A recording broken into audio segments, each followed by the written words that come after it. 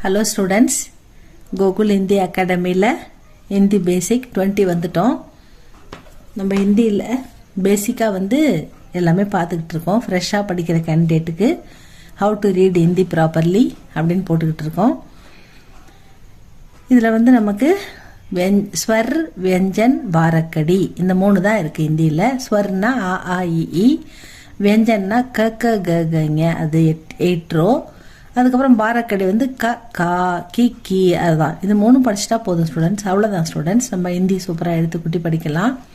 அதனால் நம்ம இதை பேசிக்காக பர்ஃபெக்டாக பார்த்துக்கிட்டு இருக்கோம். ஃபஸ்ட்டு ஸ்வர் பார்த்தோம், அதுக்கப்புறம் 8 ரோ வியஞ்சன் பார்த்தோம், அதுக்கப்புறம் பாரக்கடி பார்த்துக்கிட்டு இருக்கோம். அதில் நம்ம மாத்திராவை எப்படி வியஞ்சனுக்கு அப்ளை பண்ணுறதுன்னு ஒவ்வொரு ரோவாக ஒவ்வொரு எழுத்தாக பார்த்துக்கிட்டு இருக்கோம். அதில் 4th ரோ வந்திருக்கோம். த த த த ந. இந்த 4th ரோவில் இந்த 4 எழுத்துக்கும் போட்டாச்சு. த த த த இதுக்கு போட்டாச்சு. இந்த ந மட்டும்தான் போடலை. அதை இப்போ போட்டிருக்கோம், பார்க்கலாம். அதை பார்க்கலாமா? 4th ரோ த த த த ந.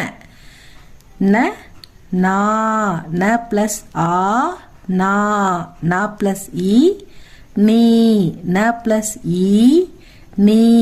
ந போட்டு ஊ போட்டால் அந்த மாத்திரா ஊக்கி மாத்திரா போட்டால் நூ.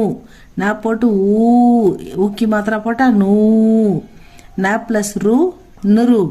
ந ப்ளஸ் ஏ, நே. ந ப்ளஸ் ஐ, நை. ந ப்ளஸ் ஓ, நோ. ந ப்ளஸ் ஹௌ, நௌ. ந ப்ளஸ் நம். ந ப்ளஸ் அஹ, நஹ. ந நா, நி நீ, நு நூ, நுரு, நே, நை, நோ, நௌ, நம், நஹ.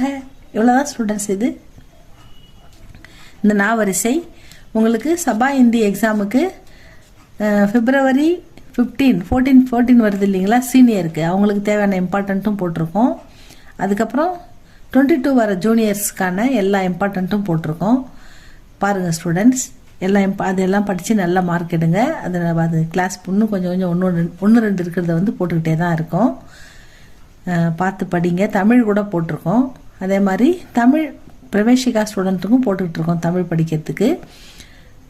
அதுவும் பாருங்கள். பார்த்துட்டு உங்களுக்கு எது யூஸ்ஃபுல்லாக இருக்கோ அது எனக்கு கமெண்ட் பண்ணுங்கள்.